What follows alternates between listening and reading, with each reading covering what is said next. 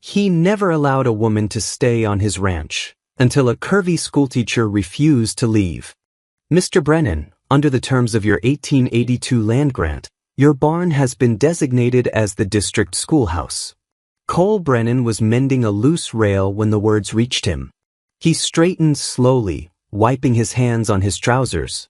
My barn. The man in the suit stood stiffly in the yard, papers already prepared. Only structure large enough within 5 miles. Law requires educational access for ranch children. 12 in total. Cole's gaze flicked past him, toward the barn, the land beyond it. His jaw tightened. Find another building. There isn't one.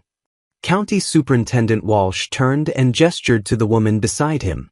This is Miss Eleanor Hayes, certified teacher from St. Louis. School begins Monday. Cole looked at her then. She stood a step behind the men, carpetbag at her feet. Fuller figured than the slim women the town deemed respectable, dressed in a dusty blue traveling dress that had seen too many miles. Her hands trembled slightly, but her chin was lifted, as though she'd decided, long before arriving, not to bend. Beyond the gate, 3 town women had gathered. They whispered behind gloved hands, not bothering to lower their voices. That's the teacher? Look at her. Surely they sent the wrong woman. Eleanor heard every word. Her jaw tightened. So did Cole. He recognized that tone, recognized cruelty dressed up as concern. No, he said to Walsh. No school. No teacher. Walsh didn't flinch. Refusal carries a $500 fine and property seizure for public use. Eleanor stepped forward. Mr. Brennan, I understand this is unexpected, but these children deserve. You're not welcome here. The words came out harsher than he intended. Eleanor's face paled, but she didn't step back. I'm here by county assignment, she said quietly. Not your invitation.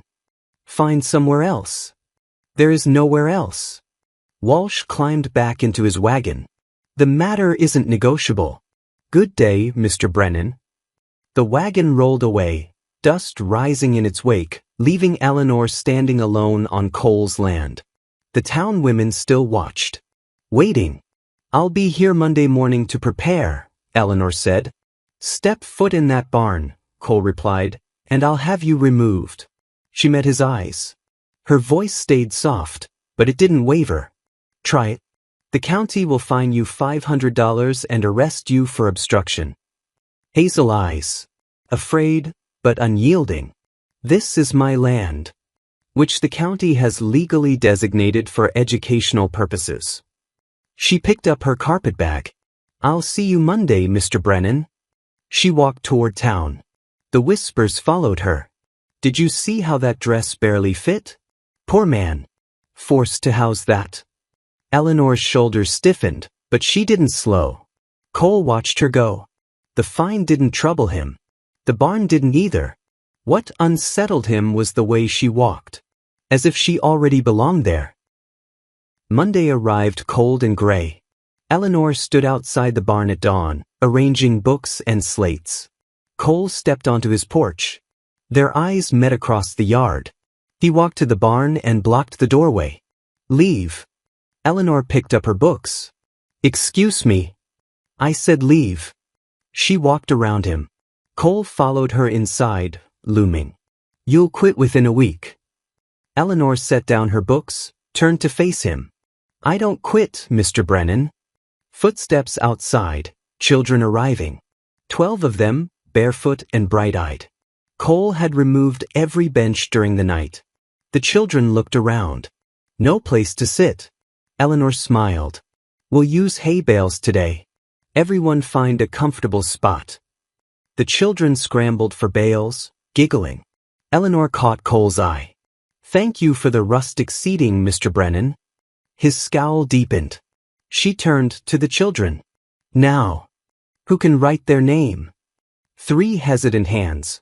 And who would like to learn? All 12 shot up. Cole watched her kneel beside a small girl, guiding her hand across a slate. The girl's face lit up when she formed her first letter. Something in Cole's chest loosened slightly. He turned and walked away. That evening, Eleanor organized supplies as the sun set. The barn door darkened. Cole stood there, silhouetted. This won't last. You'll quit. Eleanor met his eyes. I don't quit, Mr. Brennan. Then I'll make you regret staying. Do your worst. Tension crackled between them, electric, dangerous, something neither understood.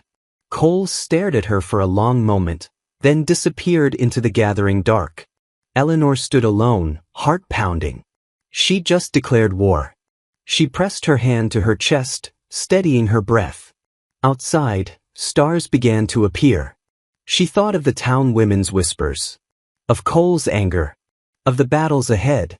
I'm not going anywhere, she whispered into the quiet. And somewhere across the property, Cole Brennan sat on his porch, jaw clenched, thinking of hazel eyes that wouldn't look away. For the first time in 3 years, a woman had stood on his land. And for the first time in 3 years, he hadn't been able to send her running. The next morning, Eleanor arrived to find the barn door padlocked. 12 children gathered outside, confused. The youngest started to cry. Eleanor knelt beside her. Don't worry, sweetheart. We'll have school under that oak tree today. She spread blankets beneath the branches. Sunlight filtered through leaves, painting patterns on the ground. Look up, Eleanor said. Count the different shades of green. The children craned their necks. 5. 7. I see 10. Now touch the bark. Feel those grooves? That's how we measure age. Each ring inside the tree is 1 year. This oak is probably older than your grandparents. Wide eyes. Wonder. Cole watched from his porch, arms crossed. She turned his obstacle into magic. 2 days later, he removed the chalkboard. Eleanor painted the barn wall with whitewash she'd bought in town. Used charcoal for letters. Cole appeared in the doorway. You're defacing my property. I'm improving it. Eleanor kept writing. You're welcome. A child giggled. Cole's glare scattered them. By week's end, he'd cut off the water pump. Eleanor gathered the children. Today we're visiting the creek. Bring your slates. At the water's edge, she had them dip cloths. Feel how heavy water makes the fabric? They nodded. Now spread your cloths on those sunny rocks. We'll check them at lunch. An hour later, the cloths were dry. Where did the water go? Eleanor asked. Into the air? Little Samuel guessed. Exactly. The sun's heat turns water into vapor. That's evaporation. The water doesn't disappear, it changes form. Samuel's eyes lit up. Like magic. Like science. Cole stood on the ridge above, watching. Every tactic backfired. She was winning. The following week, he scheduled a cattle drive during school hours. Dust choked the air. Cattle bellowed. Ranch hands shouted. Eleanor brought the children outside. Perfect timing. She pointed to the herd. That's a Hereford, see the white face? They're bred for beef. Now look at that one. The brown one. A girl asked. That's a Longhorn. Tougher, better for long drives. Count them as they pass. We'll calculate percentages later. One of Cole's ranch hands overheard. Grinned. She's clever, boss. Cole rode away, jaw tight. The next morning, Eleanor anticipated him. He'd moved the firewood before dawn. She'd already borrowed a cord from town, stacked neatly. He hid the broom. The children brought prairie grass, and Eleanor taught them to bundle it. This is how pioneers made everything, from what they found. He locked the barn at sunrise. Eleanor taught carpentry outside. The children measured, sawed, hammered. Built benches together. Every obstacle became a lesson. Every attempt to break her transformed into triumph. One afternoon, Eleanor carried books across the yard. Her foot caught a root. She stumbled. Strong hands caught her waist. Books scattered. Cole held her steady. They were close. Too close. She smelled like chalk dust and something sweet. Lavender, maybe. Her eyes met his. Hazel flecked with gold. Neither moved. Thank you, Eleanor whispered. Cole released her quickly. Step back. Watch your step. She gathered her books, cheeks flushed, and hurried toward the barn. Cole stood frozen, heart hammering against his ribs. That night, he couldn't sleep. He chopped wood by moonlight, trying to exhaust the thoughts circling his mind. The way she'd felt in his hands. The way she'd looked at him. The way his pulse still raced. He buried the axe in the stump. He'd built walls for a reason. Women left. They always left. His mother had left when he was 10, couldn't take the isolation. His fiancée had left 3 years ago, called off the wedding, said she couldn't imagine this hard life. Eleanor Hayes would leave too. Eventually. They always did. But when he closed his eyes, he saw her standing in his barn, chin lifted, refusing to quit. Dawn came soft and golden. Eleanor arrived early as always. Cole was feeding horses near the barn. He glanced up. Their eyes met. She smiled small. Tentative. Something in his chest cracked. He almost smiled back. Almost. The moment stretched. Neither looked away. Then a child's voice shattered it. Good morning, Miss Eleanor. Eleanor turned to greet them. But her smile lingered as she walked into the barn. Cole stood holding the feed bucket, watching her go. For the first time in 3 years, the morning didn't feel quite so empty. He shook his head, forced himself back to work. But the crack in his walls had already begun. Thursday morning, Cole set his best trap yet. He'd moved the firewood back to his main house, claiming he needed it for the winter stores. If she wanted heat, she'd have to find her own supply. He waited, listening. Silence. No smoke from the barn chimney. No children's voices. Cole walked to the barn. Empty. Children began arriving, confused. Where's Miss Eleanor? The oldest girl asked. Cole's stomach tightened. She didn't come from town? No, sir. He rode to town. The boarding house matron didn't soften. Miss Hayes is ill. Fever. Confined to bed. Cole's chest constricted. He returned to find the children sitting outside the barn, waiting. No school today, he said. But we brought our primers. Samuel held up his book. Cole looked at 12 disappointed faces. He sighed. Get inside. I'll supervise. The children's eyes went wide. Inside, Cole sat on a hay bale in back, arms crossed. Samuel, read first. The boy read haltingly. Other children helped with difficult words. Emma showed her arithmetic. She'd been practicing addition. Little Beth recited the alphabet. Cole watched them help each other, patient and kind. Eleanor had taught them that. Not just letters and numbers. Kindness. That evening, Cole told his ranch hand, take this soup to Miss Hayes. Boarding house, 3rd floor. The hand grinned. Sure, boss. He returned an hour later. She said thank you. Looked real surprised. Said nobody's checked on her before. Cole grunted, turned away. But that night, he couldn't sleep. The barn felt emptier. The ranch felt quieter. He missed her. The realization hit like a kick to the chest. Friday, Eleanor returned. She was pale, moving slower, but there. You should be resting, Cole said. I'm fine. You look half dead. Then I'm half alive. That's enough to teach. Their eyes met. Something passed between them. Concern, stubbornness, something deeper neither would name. The children missed you, Cole said quietly. Just the children? Cole's jaw worked. He walked away without answering. Eleanor smiled softly. That night the storm came. Thunder shook the ranch. Lightning split the sky. Rain pounded like fists. Cole lay awake, listening. Then crack. Wood splintering. He looked out his window. The barn roof was collapsing. And Eleanor was running toward it. Cole bolted outside. Rain soaked him instantly. Eleanor. She was inside, arms full of books, trying to save the children's primers. A beam sagged dangerously above her. Cole ran in, grabbed her, pulled her out just as the beam crashed where she'd stood. They fell in the mud, gasping. The books! Eleanor struggled. The children's work. Forget the books. I can't. She was crying, rain mixing with tears. They're just learning to read. Cole held her. We'll get new ones. But Eleanor was already crawling back inside.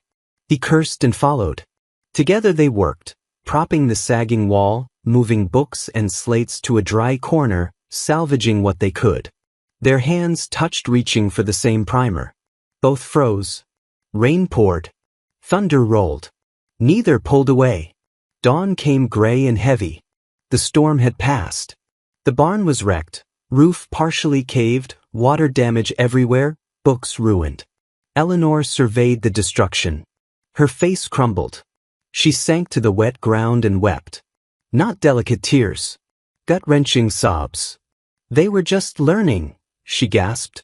Now everything's ruined. Cole didn't think. He sat beside her, pulled her into his arms. She turned into his chest, weeping. He held her, jaw tight, something breaking open inside him. Dawn light through the broken roof. She realized where she was, pulled back. Both muddy, exhausted, vulnerable. Long look. Neither spoke. Eleanor stood shakily. I should go. She walked toward town. Cole watched her go. Something fundamentally changed. 2 hours later, children arrived for school. They saw the destruction. The youngest started crying. Eleanor's voice broke. We'll have a holiday. Until repairs. She couldn't finish. Cole appeared. 3 ranch hands with him. Arms full of lumber tools. He walked past Eleanor without a word. Started measuring. Sawing. Hammering. Eleanor watched, tears streaming. He worked all day. Didn't stop. Didn't speak. By sunset, roof patched, walls reinforced, floor dried. Still damaged but usable. He gathered his tools. Eleanor stepped forward. Cole. Be here Monday. Children need their school. He walked away. A ranch hand lingered. Never seen him work that hard for anyone, ma'am. Eleanor pressed her hand to her chest, heart pounding. That night, Cole sat by his fire. For the first time in years, the silence didn't feel quite so heavy. He thought of Eleanor weeping in his arms. Thought of how she'd risked herself for the children's books. Thought of how she refused to quit, even when everything was destroyed. And the walls he'd built so carefully began to crack. Monday morning, school resumed in the patched barn. Cole's obstacles stopped. Instead, small kindnesses appeared. A new bench, unmarked. Firewood stacked by the door each morning. Water pump unlocked. Eleanor knew who was responsible. He never acknowledged it. The next afternoon, a basket arrived during lunch. Cole's ranch hand delivered it, grinning. Boss said the children might be hungry. Fresh bread, cheese, apples. Enough for everyone. Eleanor glanced toward his house. Cole stood at the window watching. He turned away when she met his gaze. She smiled anyway. Days later, Eleanor taught outside in the warm afternoon sun. Miss Eleanor, Little Beth asked, is Mr. Brennan still angry? Why do you think he was angry? Eleanor asked. He yelled before. Now he just watches. The children giggled. Eleanor's cheeks warmed. Back to arithmetic. Throat cleared behind her. Cole stood there, silent, observing everything. Their eyes met, then both looked away quickly, faces flushed. Lessons, Cole said gruffly, ears red. He walked away. The children giggled harder. Saturday afternoon, Eleanor organized the barn alone. Hammering overhead drew her gaze. Cole was on the roof, finishing repairs. You don't have to do that. Roof needs fixing. Thank you. Hammer stilled. Paws stretched. Children need a proper school, Cole said. And their teacher needs to not get rained on? His mouth twitched. Almost a smile. That, too. First real conversation that felt like something more. Friday evening, darkness fell while Eleanor worked late. Cole appeared with his horse. I'll ride you to town. It's not necessary.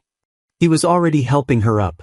She sat behind him, arms around his waist, hyper-aware of every touch, every breath. The ride felt too short. At the boarding house, he helped her down. Hands lingered at her waist. "Thank you, Mr. Brennan." "Cole," he corrected, voice rough. "Call me Cole." "Eleanor." "I know." She smiled when inside. Mrs. Potter intercepted her in the hallway, eyes sweeping over Eleanor's dusty dress and fuller figure with clear disapproval. Miss Hayes. Arriving after dark again. Alone with that rancher. Her voice dropped.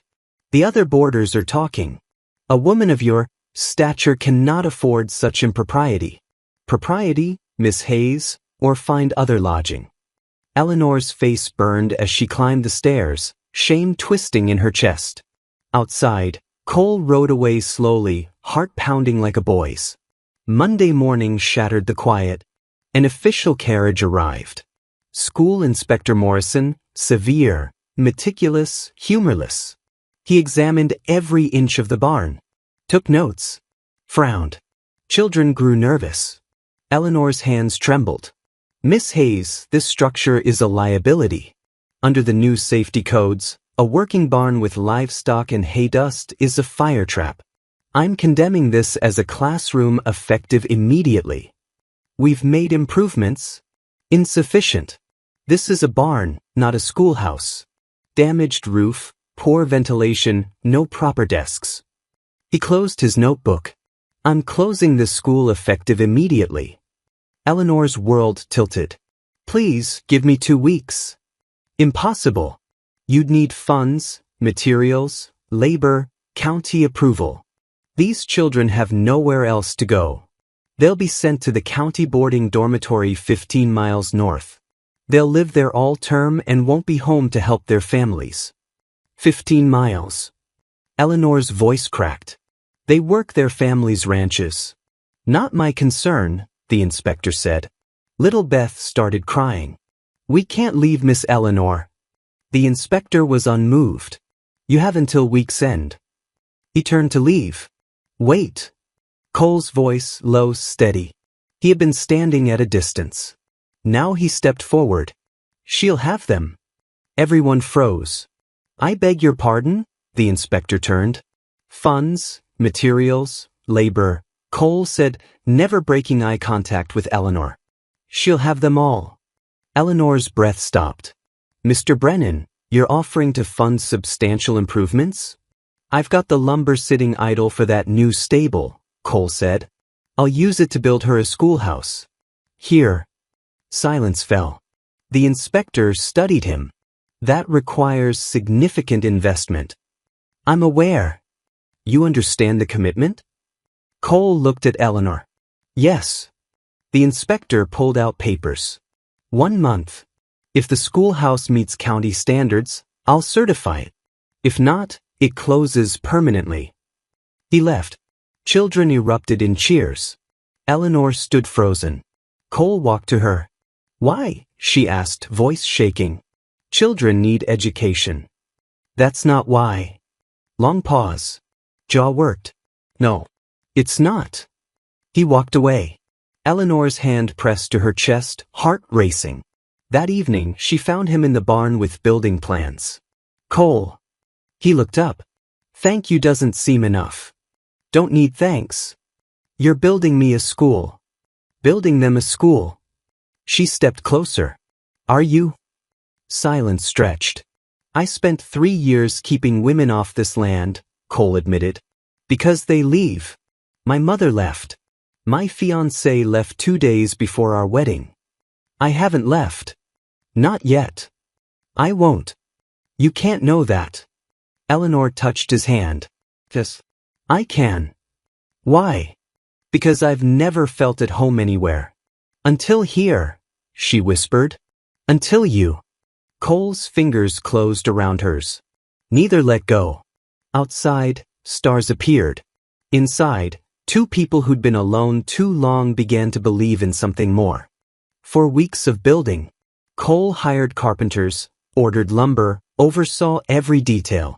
But he also worked alongside his men, sawing, hammering, building her dream. Eleanor continued teaching in the damaged barn while the new structure rose beside it. The children watched progress with excitement.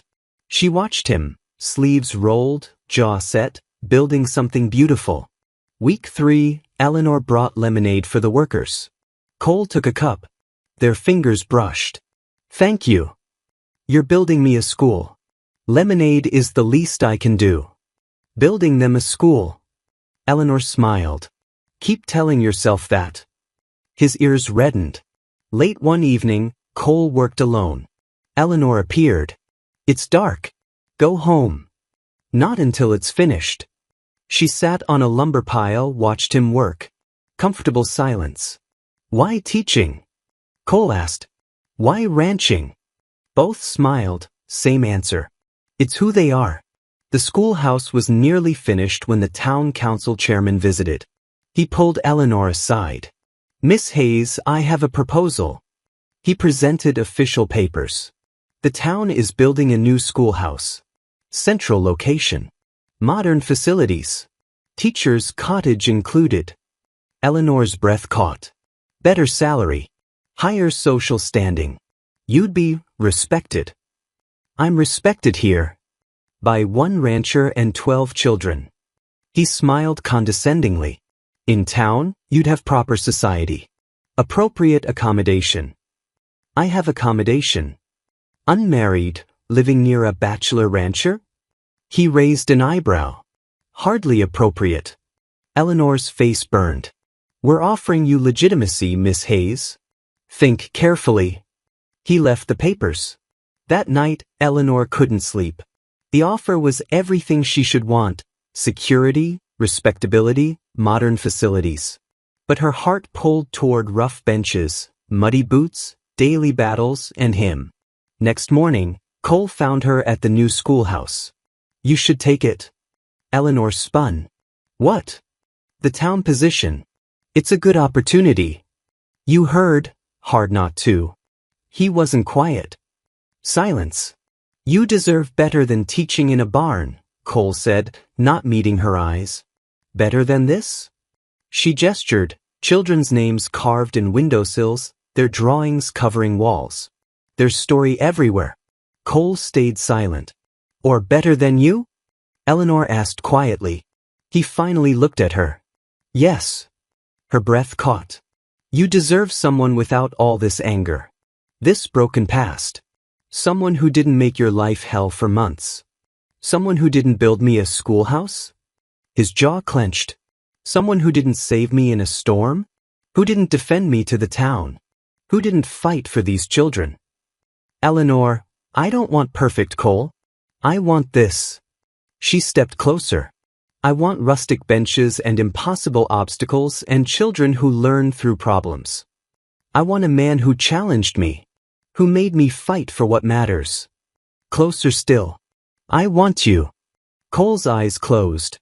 "You'll regret. The only thing I'd regret is walking away." She touched his face. "Remember when you asked why I teach? You asked why you ranch. Same answer. This is who I am. The schoolhouse. These children. This life." Her voice dropped to a whisper. "You." Cole pulled her close and kissed her. Desperate. Claiming. Months of tension released. Children's voices from outside. "Miss Eleanor and Cole are kissing." Both broke apart, laughing. Children piled in, asking questions, giggling. That evening, Eleanor walked into town. Found the council chairman. "I'm declining your offer." His eyebrows rose. "You're choosing the ranch school?" "I'm choosing the children I love. The life I want. The man I—" She stopped, cheeks flushing. The chairman's expression soured. "This is a mistake, Miss Hayes." "No," Eleanor said. "Walking away would be the mistake." She returned to find Cole at the new schoolhouse. Finished. Beautiful one-room building. Real desks. Chalkboard. Stove. Windows flooding it with light. "It's perfect," she whispered. Cole stood beside her. "Eleanor, there's something—" "I told them no." Turned. "What?" "The town position." "I said no." Why? She faced him. Because this is where I belong. This school. These children. This impossible, stubborn rancher who refused to let me quit. Cole's expression broke. I don't deserve. You deserve someone who chooses you. Who wants this life? She took his hands. Your mother left. Your fiancé left. They couldn't imagine this life. But Cole, I can't imagine any other life. His voice was rough. You mean that? Every word. Then marry me. Eleanor's breath stopped. Not someday. Not eventually. Now. Cole pulled her close.